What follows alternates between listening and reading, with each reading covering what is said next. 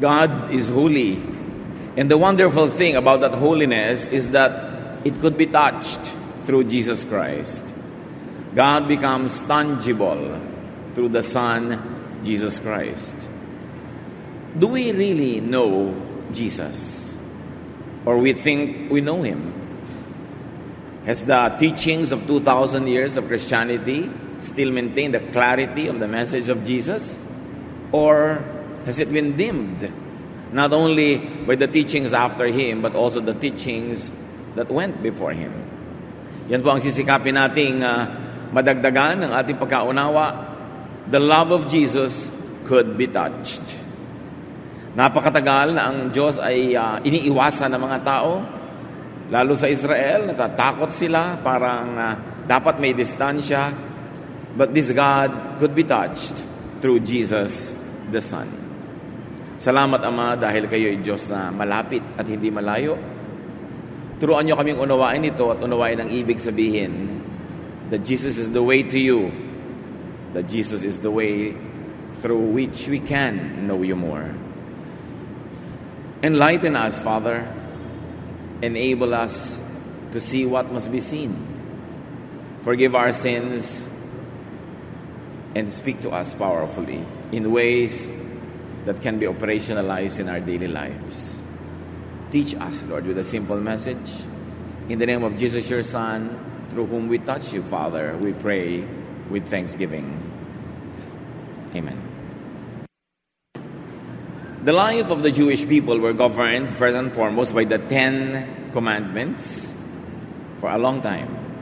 And then by 613 mitzvot or lesser laws that nevertheless were obeyed diligently by the people. These laws governed their daily living. Nearly every detail of their life was governed by these laws. And Jesus' attitude towards the law is that Jesus reaffirms the law. Malaki ang issue kung wawasakin ba niya, babaliktarin ba niya, babaliwalain ba ang mga kautusan? Pero ang sabi niya sa Matthew 5:17 to 18, don't suppose that I came to do away with the law and the prophets. I did not come to do away with them, but to give them their full meaning. Heaven and earth may disappear, but I promise you that not even a period or a comma will ever disappear from the law. Everything written in it must happen. So sinabi ng Panginoon, hindi niya binabaliwala ang kautusan, sa katunayan ay lalo niya itong idinidiin. Kaya lang, may kaya lang, bibigyan niya ang kautusan ng kanilang buong kahulugan, their full meaning. Of course, it is implied that the people of Israel have not grasped the full meaning of the law. And if it's not full, maybe it's half full, or maybe it's fully empty. But Jesus would make the people realize the full meaning of the law. That the law might be understood, interpreted, and applied in its fullness. Not in its half fullness, not in its emptiness, kundi sa kanyang fullness. But Jesus redefines, reinterprets, and reapplies all religious laws and teachings. Yes, bibigyan niya ng buong kahulugan, na nangangahulugan, hindi itatrato yung law before the way it had always been treated. Merong improvement ng pag-intindi at lalo naman improvement ng pag-apply. Matthew 22:35 to 40, one of them was an expert in the Jewish law. So he tried to test Jesus by asking, Teacher, what is the most important commandment of the law? Jesus answered, love the Lord your God with all your heart and with all your soul and with all your mind. This is the first and most important commandment. The second most important commandment is like this one, and it is love others as much as you love yourself. All the law of Moses and the books of the prophets are based on these two commandments. So huwag na daw magpakalito sa 10 commandments at 613 other commandments. Kuhanin na lamang yung essence, yung espiritu, yung kaluluwa ng mga ito, at dalawa lang pala. Love God and love others as you love yourself. Indeed, if you're going to study the 10 commandments, the first parts The first few commandments were all about man's relationship with God. And then the second part is man's relationship with one another, with other people. So yung detalye nakakalito. Pero sabi niya, huwag kayong malito, ang pinakamahalagang utos ay umibig. Umibig sa Diyos at umibig sa kapwa. Bakit kaya ito idiniin? Kasi sa kasusunod ng mga Israelites sa mga utos, naging hindi na sila maibigin, nabaligtad. Naging masusungit, naging mahihigpit, naging mga self-righteous, judgmental, madali kang ma-reject, madali kang ma-echapwera, babatuhin ka hanggang mamatay. Hindi sila nangingimi na kumitil ng buhay dahil sinusunod nila yung batas. Nabaligtad. Yung batas pala pinairal para ka maging maibigin at para mag-ibigin ng mga tao, magkaroon ng kaayusan. Pero naging baligtad at hanggang ngayon ginagamit ng ibang mga tao yung mga verses sa Bible para tungtungan ng kanilang mga galit, ng kanilang mga muhi sa kapwa at ng kanilang paninira sa kapwa. Dahil sinasabi nila, sabi ito ng verse. But Jesus says actually, the commandments are about love God and love your fellow man. This is what the law and the prophets are all about. How does Jesus actualize and demonstrate this love from before and above the law? Parang mahirap maintindihan yung sinasabi niya eh. Kasi it's in the realm of thought. Ideya lang. Love God, love your fellow men, and as you love yourself. Paano yun? Ang dami-dami kong mga batas na dapat sundin. Mark 5:25-26. In the crowd was a woman who had been bleeding for 12 years. She had gone to many doctors, and they had not done anything except cause her a lot of pain.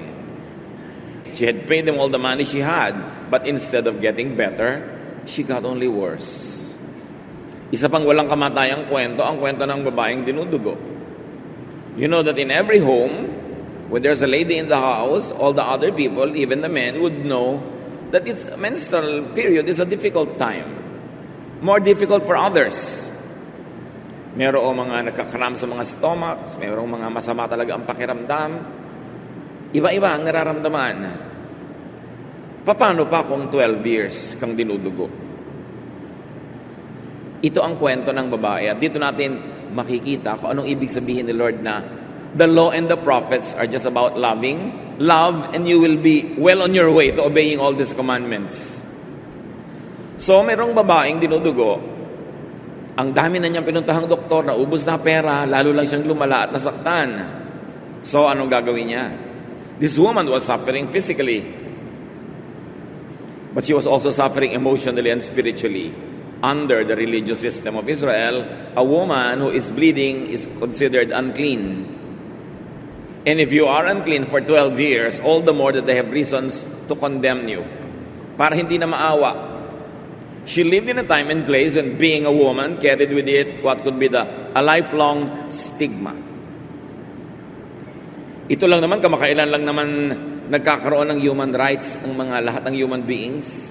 Hindi pa nga kompleto. Lalo na nung panahon na ito ni Jesus, ang mga babae walang human rights. Segunda klase ang pagtingin sa kanila. At ang tawag pa pagka sila ay dinudugo, unclean. It is associated with shame and there is a lot of isolation. Of course, the priests were not perfect then, as many priests are not perfect now. Their knowledge was imperfect. As Paul would say, our knowledge is imperfect, our prophecy is imperfect. Kaya pati yung mga notions nila about menstruation, many of them were wrong. Para bang kasalanan mo kasi yan, kasi babae ka, kaya ka nagme-menstruate, because they were not knowledgeable on the science of menstruation and reproductive health. As many priests today tragically are. Even the so-called wisdom and knowledge of ancient priests were ancient, incomplete, mostly superstitious, and incorrect. Hindi lahat ng sinasabi ng mga religious leaders ay tama because they too are human and they too are bound by the consciousness and the level of knowledge and awareness in their time. At dahil sa pinagsama-samang mga ganon, mababa ang pagtingin nila sa isang babae na dinudugo. Now, the ancient Jewish priests, of all priests in human civilization, feared blood almost the most. They had an aversion to blood. Allergic na allergic ang mga religious people sa Israel sa blood. So ano mga katuroan nila tungkol sa blood? Leviticus 15:19 to 32. When a woman has her regular flow of blood, the impurity of her monthly period will last 7 days. And anyone who touches her will be unclean till evening. Anything she lies on during her period will be unclean. And anything she sits on will be unclean. Anyone who touches her bed will be unclean. They must wash their clothes and bathe with water, and they will be unclean till evening. So a lot of uncleanness is associated with menstruation. So hindi mo pwedeng hipuin ang babaeng dinudugo. Hindi mo rin pwedeng hipuin o upuan ang inupuan niya, lalo hindi ka dapat humiga sa hinigaan niya. Kaya yung mga taong hanggang ngayon nagpipilit, sundin lahat ng ipinagbabawal sa Leviticus. Aba, pag sumakay ka sa bus, i-check mo muna kung yung babaeng nanggaling sa upuan, na uupuan mo ay may period. Dahil unclean yun. Lahat ng silya, lahat ng lugar, sa mga clinic, sa lahat ng naghihintay ka, mga movie houses, teatro. Paano kung dinudugo yung babaeng umupo doon, di unclean ka? Hindi pinipili lang yung ini-implement. Dahil ito talaga ay pinagbabawal to nung araw. So menstruation made women the target of disdain, of discomfort, and to top all that, of cruel laws. Every month, till menopause. Kita nyo kung paano na-disadvantage yung mga babae? Lalo na kung 12 years. Sasabihin pa sa'yo ng mga relihiyoso, siguro makasalanan ka, kaya parusayan ng Diyos sa'yo. Hanggang ngayon, I receive fantastic questions like that at Facebook. May sakit po ang nanay ko dahil kaya sa mga kasalanan niya. So ganun ang Diyos, pikon, na inis sa'yo, bibigyan ka sakit. Kung minsan yung mga kamanghamanghang kasinungalingan na ating pinaniniwalaan tungkol sa Diyos is very bad press for God. Nagmumukha ang Diyos na malupit, magagalitin, mapaghiganti. Samantalang bunga lang naman yun ng ating maling scholarship. Katulad nito, minamasama nila na yung babae merong menstruation. Mark 5:27 to 28. Ano ang gagawin ng babaeng ito? Sa bagay, alam na rin naman natin. Kunwari, di nyo pa alam. The woman had heard about Jesus, so she came up behind him in the crowd and barely touched his clothes. She said to herself, if I can just touch his clothes, I will get well.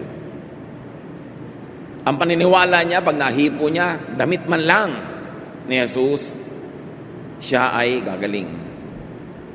So the woman breaks the law to find healing, comfort, and wholeness. Dahil sa kasusunod niya sa law na yon, hindi naman siya gumaling. So ngayon, lalabas siya sa box ng tradisyon, lalabas siya sa box ng mga ipinagbabawal ng kanilang mga religious leaders, dahil naroon si Jesus at nabalitaan niyang maraming humihipo sa kanyang naggagalingan. Because the love of God could be touched through Jesus. Remember, simply sitting where a bleeding woman sat was forbidden. So, the woman tries not to break the law too much. Konti lang, sa dulo lang ng damit siya humawak. Pero humawak pa rin. Nangahas, pero hindi masyadong pangahas. Mark 5:29 to 30. As soon as she touched them, her bleeding stopped.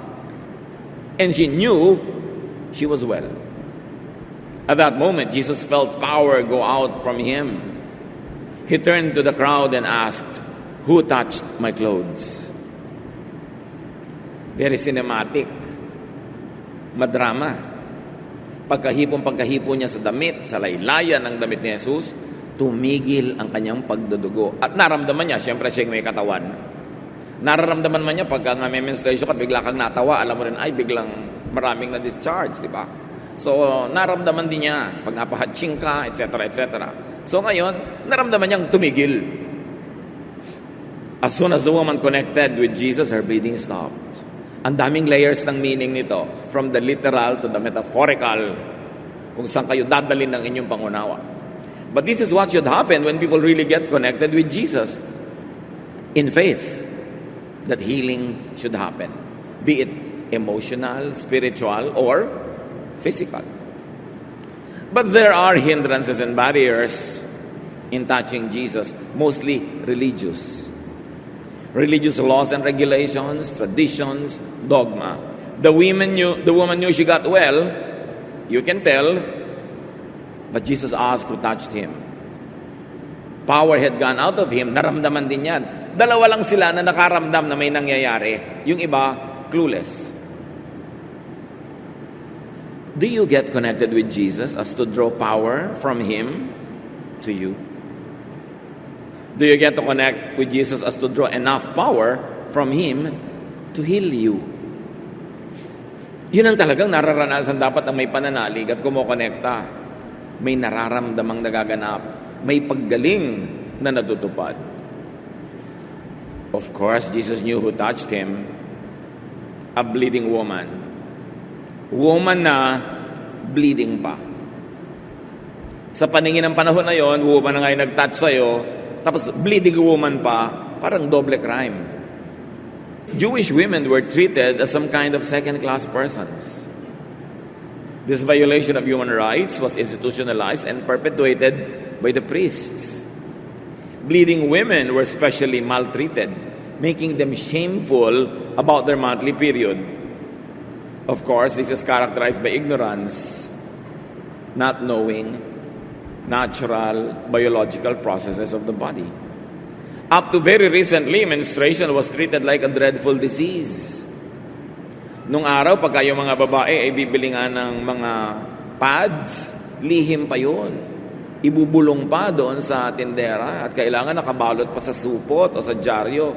Ngayon nga, ina-advertise pa sa TV eh. So nagkaroon ng maraming luwag, no, para sa meron pang may wings, merong may mga feet, siguro merong mga kung ano-ano pa. Pero noon, inililihim.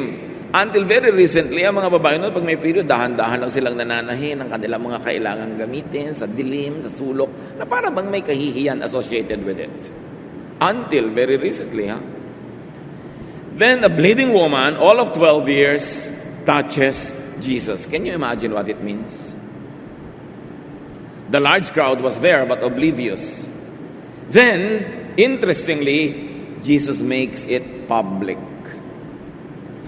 A very private transaction that happened between Jesus and the woman, without words, is now being made public. Jesus announces and asks, "Who touched my clothes?" Siyempre, lahat ng nasa paligid biglang titigil. Dahil bawat sinasabi ni Jesus, pinapansin. Who touched my clothes? Ano kaya ang goal niya? Papagalitan ba niya? Paparusahan ba niya? Hindi siyempre alam ng babae. Mark 5:31-32, His disciples said to Him, "Look at all these people crowding around you. How can you ask, who touched you?" But Jesus turned to see who had touched Him. Talagang lumingon ang Panginoon at tiningnan niya yung babaeng nilampasan na at nagtagpo ang kanilang mga mata and they knew what was going on. This was the woman who touched Him. The woman who received power from Him. The woman to whom the power that went out of Jesus went. Suddenly the world froze a moment to witness a very cinematic but a most cathartic revelation. A revelation which cleanses all menstruation. We should put more appreciation into this story because it changed forever our concept of menstruation. So who touched Jesus? Mark 5:33, the woman knew what had happened to her. She came shaking with fear and knelt down in front of Jesus. Then she told Him the whole story. Before one and all, the unclean woman comes out. She is bleeding, and that was also known as being unclean. How dare you, unclean woman, touch Jesus of Nazareth? But then, she touched another person, a man at that, and of all persons, Jesus pa. Clearly, she broke the law. But she is suffering terribly. She seeks the wellness and wholeness in Jesus. And she believes that by touching Jesus, she will get well. And now, Indeed, she is well. Everyone heard this. What was meant to be a stealthy, a quiet, secret, discreet operation became a very public event. Why the attention? Why the noise? Why the very public disclosure? Because Jesus dignifies women. And here, Jesus dignifies even menstruation. Jesus decriminalizes the body's natural biological processes. Jesus vulgarizes, He makes popular women's issues. Hindi na pag-uusapan lang behind closed doors, in hushed voices, in the dark, but it will be discussed in a very public forum before men and women. He brings them to the center of public attention. By doing so, He takes away the stigma. Inalis niya yung hiya, yung kahihiyan, nakakambal ng bleeding. By giving the issue time and space, a face and a name, in a very objective and kind attention to the issues and causes of women, which is what also Jesus has done to the issues and causes of other weak people, those who fall in the cracks, those who had been weakened and exploited by society. Yun ang pag-ibig ni Jesus. Madali naman sanang kampihan na lang ni Jesus yung mga priests. Baka siya mismo, bigyan nila ng ranggo. Madali naman sanang iparot mo na lang yung mga official lines ng temple para yung makapangyarihang mga tao ay hindi mo makabangga. Madali naman sana na doon ka na lang kumampi sa mga makapangyarihan at nang-aapi kaysa sa mga naaapi. Pero yun nga ang dahilan kaya si Jesus pumunta sa lupa, to love, to seek and save the lost, to care for those who have been marginalized by society, those who have been suffering silently for thousands of years because they are oppressed by a very, very patriarchal system of society. So Jesus draws women out of the shadows into His light, out of silent suffering into energetic healing, out of marginalization into the center of community life. And if you're going to read the rest of the Gospels, Jesus was always surrounded by female leaders and followers who were going with Him all the way from Galilee even to Jerusalem. In fact, the women were the ones who never deserted Jesus up to His dying moment. Nandun sila lagi. Mark 5:34, Jesus said to the woman, "You are now well because of your faith. May God give you peace. You are healed and you will no longer be in pain." So the Lord honored and dignified the healing. It wasn't just going to be a secret healing and this woman might forever have some guilt about it. But the Lord brought the issue out in the open and declared blessing to this woman. Isang kompletong act of love. Which brings us to another point. Technically, Jesus breaks the law also. Kasi may law na hindi niya dapat hipuin o hindi niya dapat payagan siyang hipuin. Pero, in-affirm pa niya. In-approve niya, binigyan niya ng blessing. Kaya laging nalilig-galig ang religious institution kay Jesus. What to do with this Jesus who is forever setting aside the laws and the traditions to love His followers, making the priests look bad because they don't love that much. In fact, for them, what is important is to implement the laws and the rules. Kahit patayin ka pa, basta ma-implement. Now they are suffering by comparison. That's why they were listless. They were so bothered about the ministry of Jesus. And you see at Jesus, He did not shame nor seek punishment for the law-breaking woman. But He let her get healed. So let's get to know Jesus more. To love, Jesus steps out and steps beyond the limits of religious law. What does that mean? It means a lot. Naiisang tabi niya ang mga kabusisian at mga detalye ng mga kaugalian at kautusan para ang mangibabaw ay pag-ibig, pagmamahal, pagpapagaling, pagbibigay ginhawa. Jesus does not use or obey religious law to reject, to diminish, to hurt people because of their gender or because of their health or illness. Hindi sinabi ni Lord na, sabi ng Leviticus, hindi mo ako dapat hinipo. Sabi ng Leviticus, dapat kang parusahan. Sabi niya, sige, magaling ka na. Nawa magkaroon ka ng kapayapaan. Hindi siya nagko-quote ng kung ano-ano mga verses para lalong pahirapan ang mahirap ng ang buhay ng babaeng ito. Hinayaan niya na ang kapangyarihan ay lumabas sa kanyang katawan, lumipat sa babae at siya ay gumaling.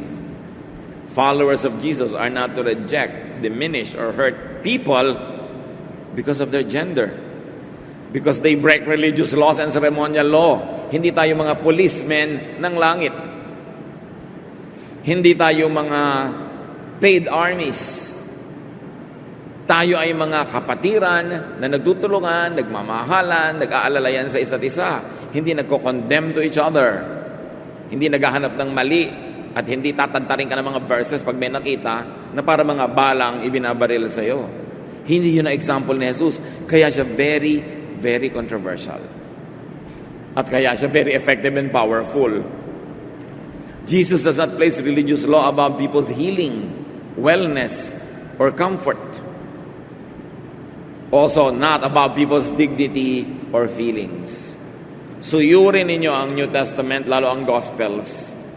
At makikita niyo walang tinanggihan ng Panginoon. Dahil sabi ng verse na ganito, tatanggihan kita dapat. Dahil sabi ng ganito, tatanggihan kita. No, He accommodated them all.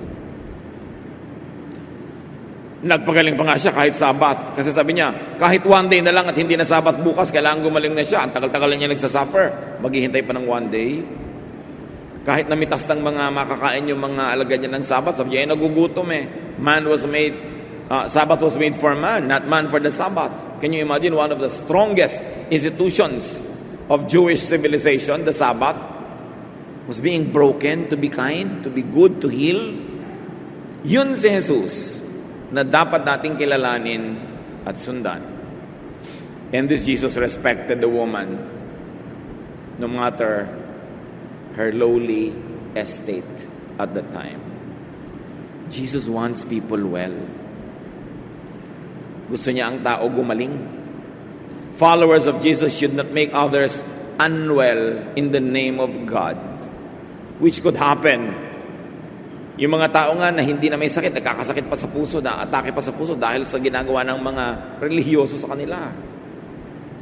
No, Jesus gave a new command. Love, accept, receive people. Lalong-lalo pag nag-aaral-aral na naman mga tao tungkol sa Kapaskuhan, hindi naman yung moment of birth ang big thing eh. Ang big thing is why Jesus was born. What was His mission? His mission was to be the door through which people can enter the Father. Jesus was the one through whom we could experience the divine. And how does one experience the divine? First, as Jesus taught everyone, first by being fully human and humane.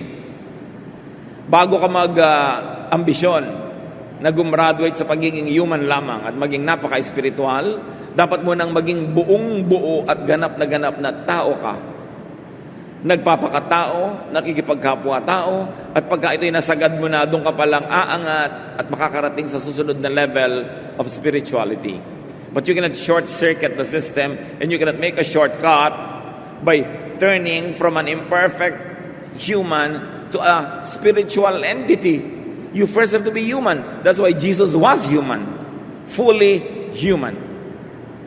At anong ipinakita niya sa ibig sabihin ng pagiging tao?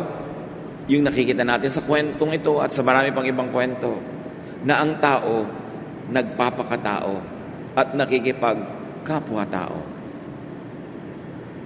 Hindi niya ginagamit ang relihiyon para siya maging mabangis, para siya maging malupit. Ginagamit niya ito para pagkunan ng lakas, para maging mabuti, mabait sa kapwa-tao. So nagbigay siya ng bagong command dahil nakakalito na nga naman 10 commandments, 613 mitzvots, tas ang dami pang mga unwritten laws sa kanilang pamumuhay. John 13:34-35. But I am giving you a new command. You must love each other just as I have loved you. If you love each other, everyone will know that you are my disciples. So sabi ni Lord, kung nalilito na kayo, kalimutan nyo na lahat ng command. Eto na lang ang tandaan nyo, ha? At siguro naman matatandaan nyo na ito. Love one another. Paano po yung utos ng ganitong chapter, ng ganitong verse? Magiging loving ka ba sa kapwa mo? Hindi po. Love is the greatest commandment. It is greater than that commandment. Magiging loving ka ba pagka naging ganyan ka, pinagpilitan mo yung mga regulasyones? Hindi po. Ano ba sinabi ni Jesus sa mahalaga? Di ba, to be loving? So you set aside legalism. You set aside traditions in order to love. At sabi ni Jesus, pag maibigin na kayo, malalaman ng mundo na kayo nga ay aking mga tagasunod, mga alagad. Hindi kayo makikilala dahil sa galing ng inyong mga turo. Hindi kayo magkikilala dahil sa galing ng inyong mga kanta. Hindi kayo makikilala dahil kung anong sinusuot nyo, hindi sinusuot, kinakain at hindi kinakain, haba ng buhok o haba ng palda. Makikilala kayo kung kayo ay loving. Di ba sa pag-i-implement na nga niyang palda na yan, nagiging unloving na? Sabi, loving dapat. Magsasasakay ka sa mga bus, mag-aakyat manaog ka sa mga tricycle, pipilitin ka pa magpalda pag magsisimba. Di ba mas convenient naman kung nakapants ka? Para hindi ka masilipan, para hindi sumasalipad-pad yung saya mong sumabit sa mga dumadaang bus. Yan lang, napakalaking issue, haba ng buhok. Saan ilalagay ang hikaw? Sa tenga? Sa ilong? Kapusod? Issue! Yun ng 10 Commandments, 613 mitzvot, isang tabi na Sabi niya, loving na lang. Yan ang tandaan nyo, love. Tapos ngayon, umiimbento na naman ng sari-saring mga batas na buong bagsik na ini-implement. Kaya dapat magsuri. Balikan si Jesus dahil sa kanya matututunan ng lahat ng ito. Sabi niya, makikilala kayo kung kayo ibigin. Yun ang gusto kong pagkakilanlan ng mga tao na kayo ay aking mga alagad. And Paul, in his great wisdom, echoes this. Sabi niya sa 1 Corinthians 13, 1-13, the greatest is love. Yun ang greatest. More than sign gifts, like speaking in tongues, which was highly valued at Corinth. More than prophecy, or the gift of teaching, highly valued in other churches. More than knowledge or sacrifice. More than understanding of God, which is that was dim.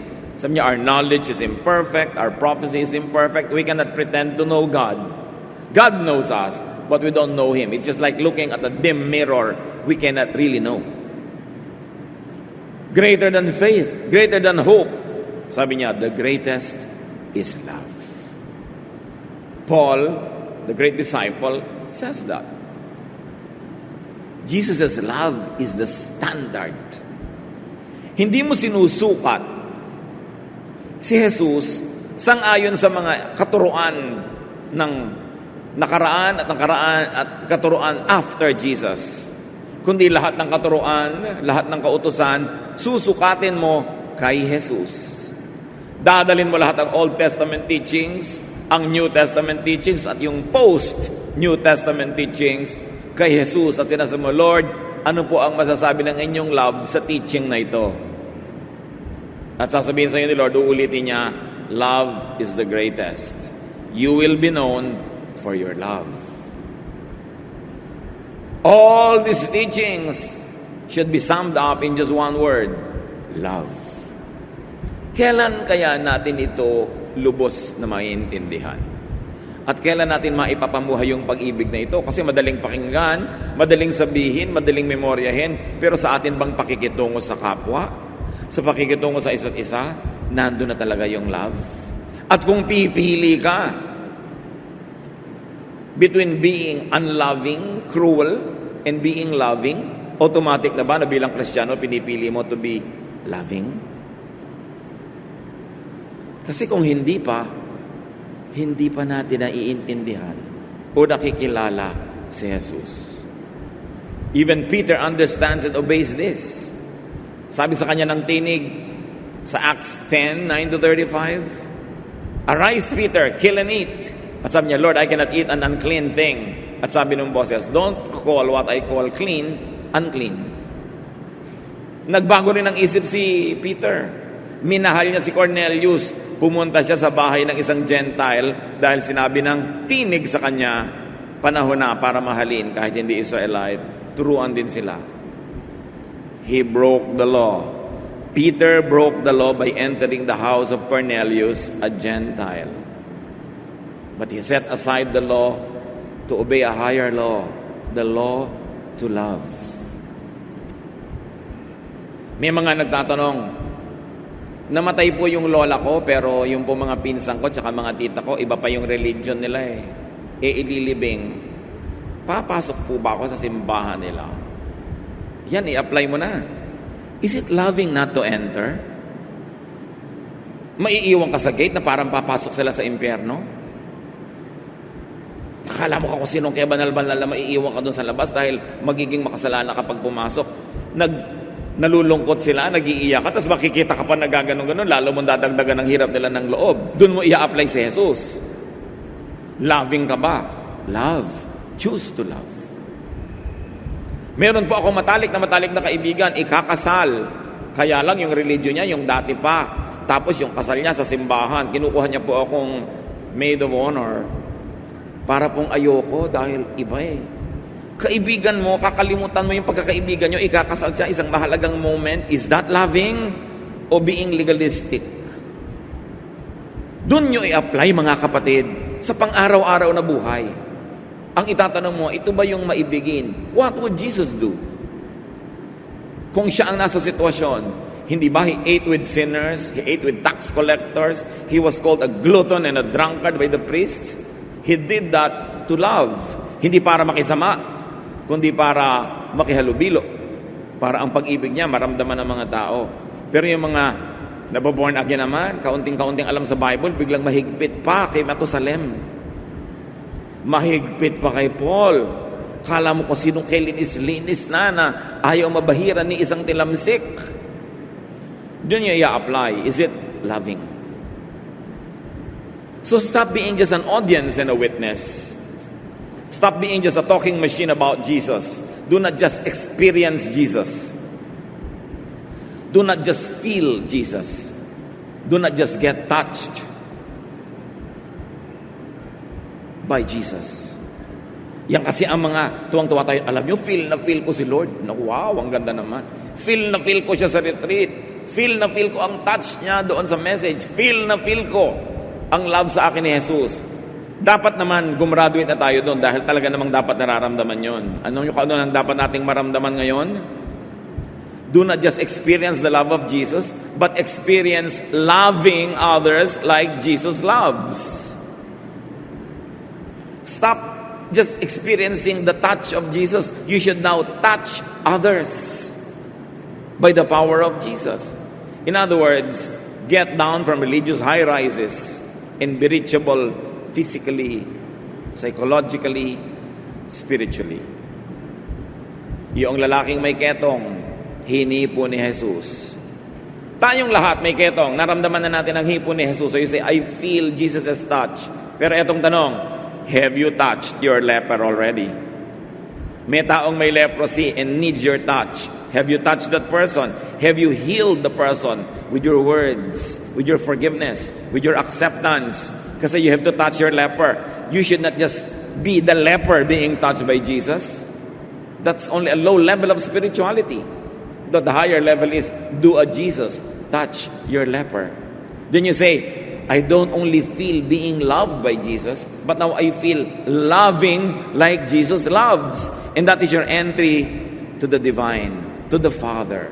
That is your entry to a higher level of spirituality. That's why they say, in Jesus they saw the Father.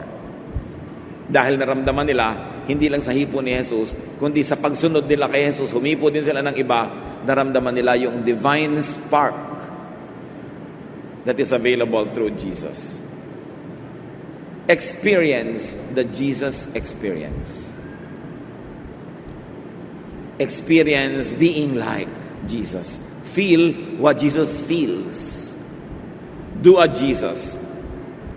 And let your bleeding woman touch you. Sino po ang bleeding woman nyo, mga kapatid? May isang tao, bleeding, suffering, pero talagang mahipo lang kayo, pahipo lang kayo, entertainin nyo lang, acceptin nyo lang, i-affirm nyo lang, gagaling. Tinitikis nyo ba?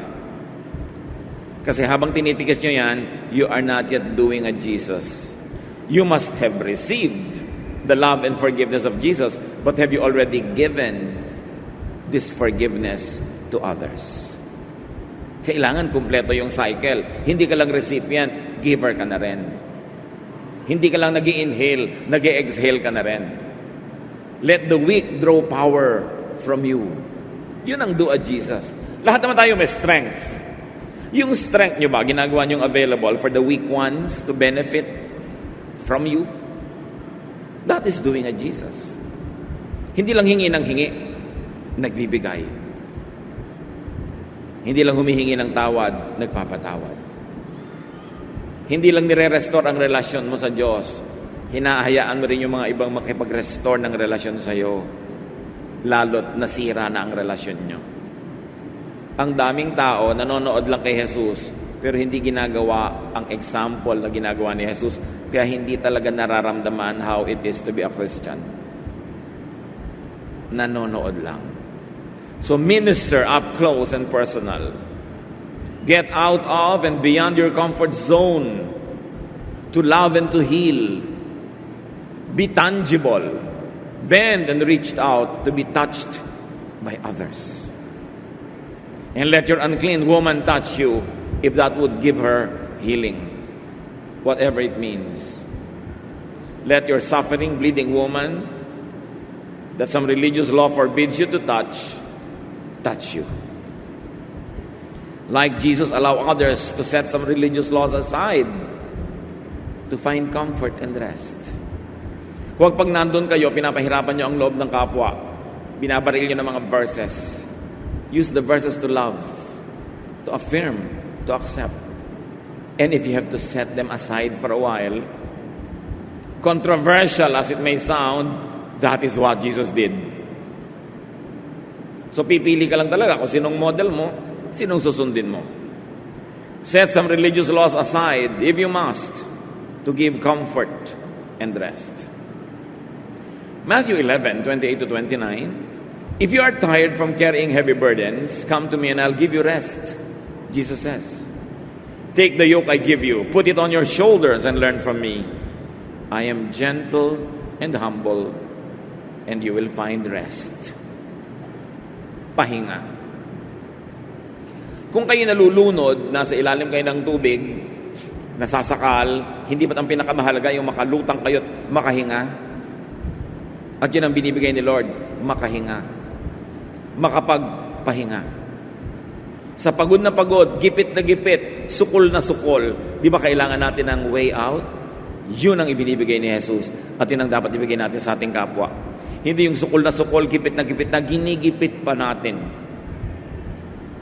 Pinapahirapan pa natin lalo. We must give rest. The ministry of Jesus is to find rest. You cannot experience the Jesus experience if you remain selfishly and safely well within the religious boxes of the Pharisees. You've got to get out of those religious boxes. A believer of Jesus is a follower of Jesus. Those who believe in Jesus will do what Jesus does, go where Jesus goes, and touch whoever and whatever Jesus touches. John 13:35, if you love each other, everyone will know that you are my disciples. Galatians 2:20, Christ lives in me. And now I live by faith in the Son of God, who loved me and gave His life for me. So we must allow Christ to live in us. And we live by faith. Hindi naman ibig sabihin ng live by faith, walang plano. Live by faith, ibig sabihin, I believe in what Jesus says, what He does, and I will obey it. Even sometimes my faculties say otherwise. I will live by faith. Do not just experience the love of Jesus. Experience loving like Jesus does. Doon mo mararamdaman ang Diyos. Doon mo mararamdaman yung kabanalan. Doon mo mararamdaman yung Espiritu. Pag ikaw na mismo, yung umiibig, nagpapatawad, nagbibigay, nagpapagaling. Dahil binigyan naman tayo ni Lord ng kakayahang gawin yon. Do not just receive Jesus as love. Give love like Jesus gives. Do not just get accepted by Jesus. Accept others like Jesus does. Sabi ng Psalm 34:8, taste and see that the Lord is good. So dapat ang ating mga kapwa-tao sa pamamagitan natin matikman, malasap, maranasan nila ang kabutihan ng Diyos. So step out of and beyond the limits of tradition to love. Napakahalaga mga kapatid. To be fully human and humane, let the full humanity of Jesus live in you. Let the full humanity of Jesus work through you. 1 John 2:6, whoever claims to live in Him must live as Jesus did. So stop just believing in Jesus. Not the method of how He was born, not the guest list, but why He had to be born. Be like Jesus. Be Christ-like. Let your bleeding woman touch you. Do not keep people at bay. Do not be distant to those who need you. Heal someone by being there. That is Jesus-ness. And finally, experience what being a follower of Jesus is all about. Being like Him. Salamat, Ama, sa mga paalala. At nawa makalampas kami doon sa panonood lang kay Jesus, sa paghanga, kundi maging tulad niya kami. Let Christ live in us so we can do His work. Feel what He felt. Walk where He walked so we can fully appreciate and behold You, O God, in heaven. Pagbulay-bulayan natin mga kapatid kung anong practical na kahulugan nito sa ating buhay so that the love of Jesus could be touched through you, through your life, through your ministry. Let's bow before the Lord and ponder these things a moment.